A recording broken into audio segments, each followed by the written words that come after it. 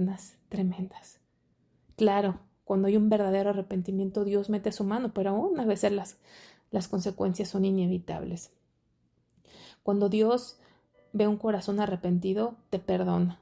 Pero acuérdate de David. David fue un hombre que pecó y Dios amaba a David, pero pagó consecuencias y el precio fue altísimo. El precio es altísimo.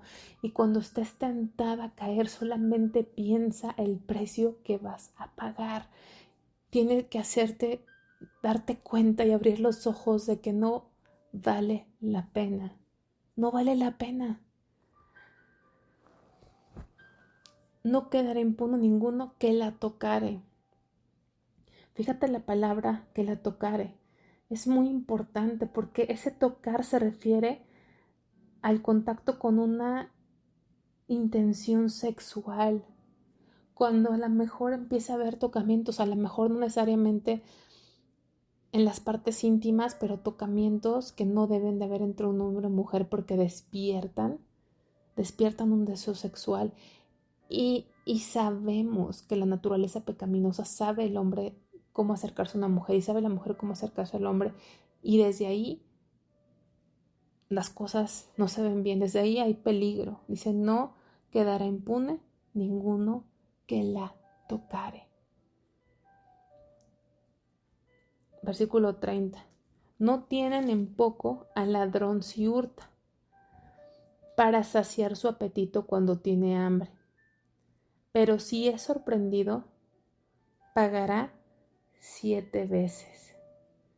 Aquí está hablando del ladrón. Ahora fíjate, estamos hablando del adulterio, estamos hablando de la infidelidad. Y de repente hablan del ladrón. Ahora aquí Dios quiere hacer una comparación con el adúltero comparado con el ladrón. Dice que si el ladrón hurta para saciar su apetito cuando tiene hambre, no es tenido un poco. Tiene, digamos que el pecado es injustificable, no puedes justificar un pecado. Pero digamos que el ladrón de alguna forma no se ve tan mal porque tuvo una necesidad, ¿no? Aunque es malo y es pecado y va a pagar las consecuencias. Aquí lo dice en el versículo 21. Pero si es sorprendido, pagará 7 veces.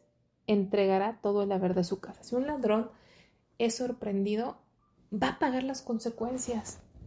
Tarde o temprano un ladrón, aunque haya sido porque tenía hambre, aunque haya sido porque tenía que darle de comer a sus hijos, va a pagar las consecuencias. No se escapa, ni es justificado, pero por lo menos la gente le tiene un poco más de empatía,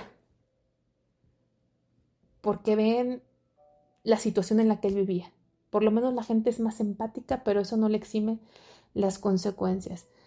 Sin embargo, dice en el versículo 32, mas el que comete adulterio es falto de entendimiento. Corrompe su alma el que tal hace. O sea, es un tonto, no tiene entendimiento, es un insensato. Se corrompe, se pervierte.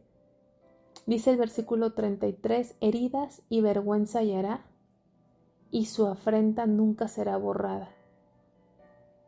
Heridas y vergüenza hallará, y su afrenta nunca será borrada. Fíjate, en la Biblia nos habla Dios de los castigos o lo que tenía que hacer un ladrón.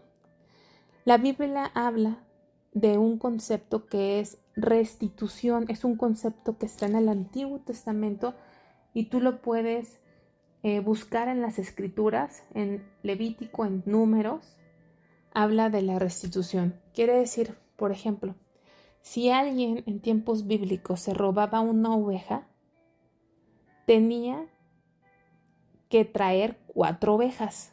Tenía que restituir no nada más la oveja que se robó, sino 4. Por cada oveja que se robaba tenía que traer 4.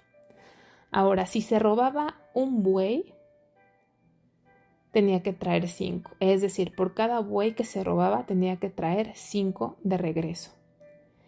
Si ese ladrón entraba a la casa y hurtaba los bienes de una persona, tenía que recuperar 7 veces lo robado.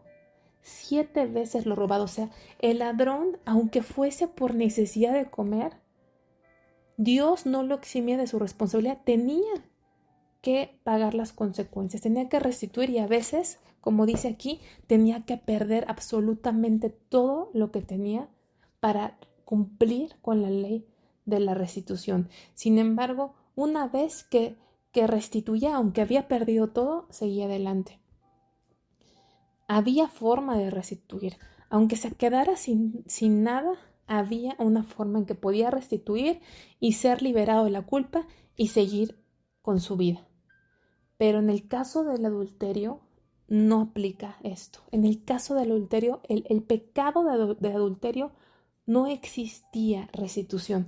Vamos a ver en la palabra de Dios cuál era la consecuencia en el Antiguo Testamento, qué marcaba la ley cuando había un adulterio. Vamos a Deuteronomio, capítulo 22, versículo 22.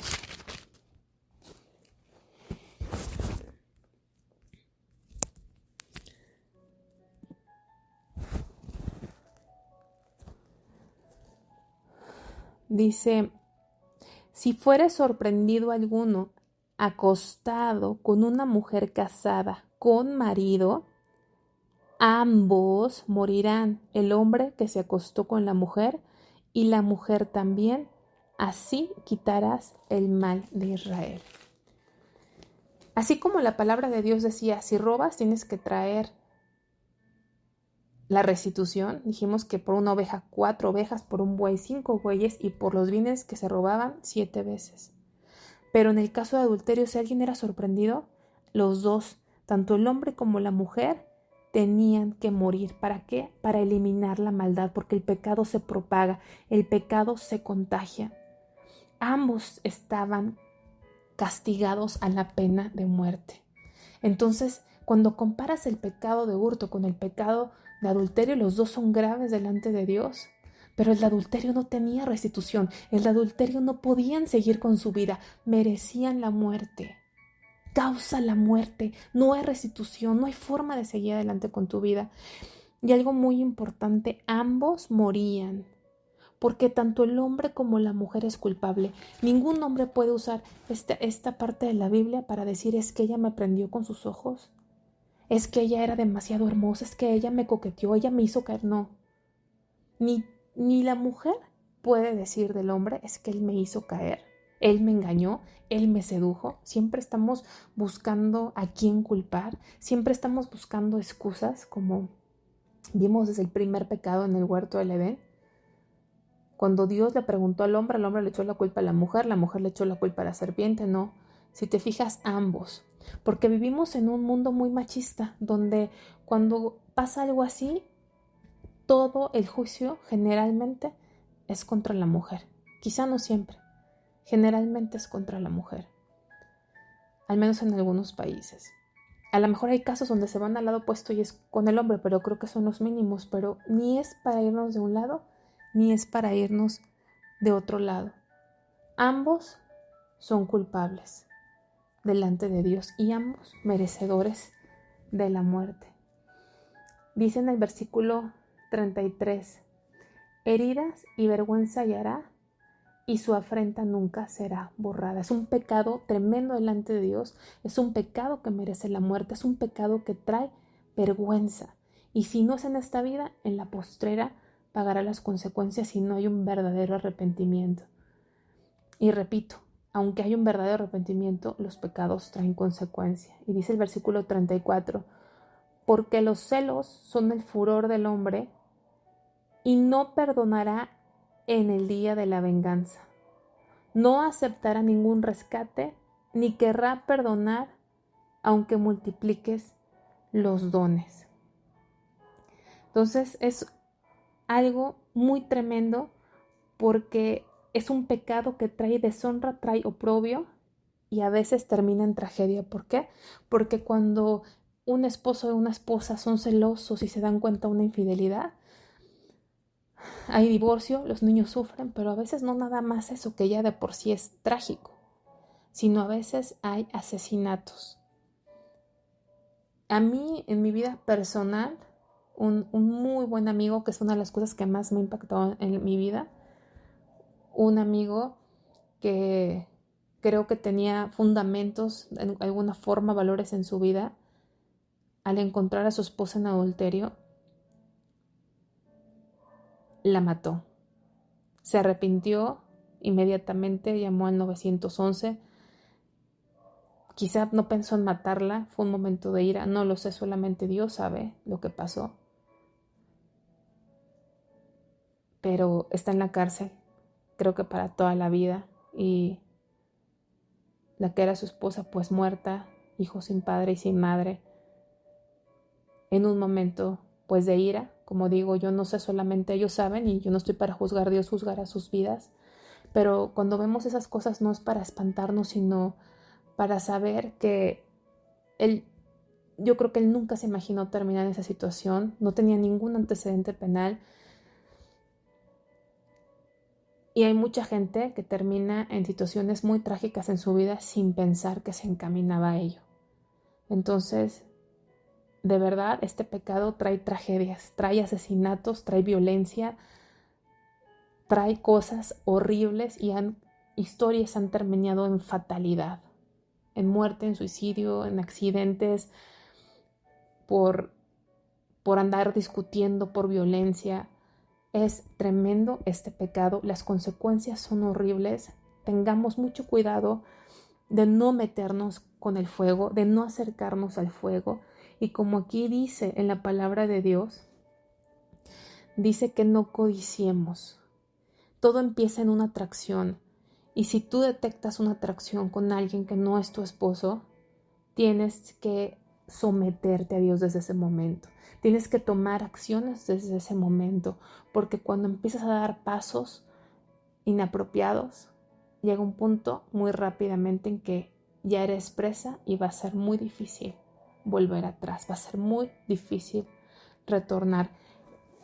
¿Te has dado cuenta cuánto llevamos 6 capítulos de Proverbios? Y si te fijas, en Proverbios capítulo 2, versículo 16, empieza a hablar de alguna forma del pecado sexual. Habla también de la mujer extraña. Y en otro capítulo que ya habíamos visto, en el capítulo 5, también habla del pecado sexual. Y ahorita en el capítulo 6 también. Y próximamente en el otro episodio, en el capítulo 7 también, habla de alguna forma del pecado sexual. ¿Será coincidencia? ¿Será casualidad? ¿Será que esto no es para nosotras y no es para gente que está en cosas muy perversas? No. Por algo Dios marca tanto este pecado, porque este pecado es más común de lo que pensamos o de lo que queremos reconocer.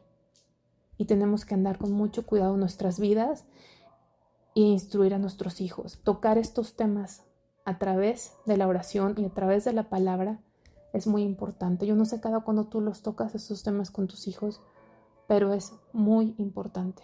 Dios mismo lo está haciendo y lo hace frecuentemente. Y si lo haces por algo. ¿Cuánto lleva Dios tocando estos temas? ¿Cuántas veces lo ha tocado en 6 capítulos? ¿Cuántas veces tú has instruido a tus hijos en estos temas y en las consecuencias y en lo que Dios dice? ¿Cuánto lo has hecho a lo largo de su vida? Dios nos guarde y nos ayude. Padre, gracias por tu palabra.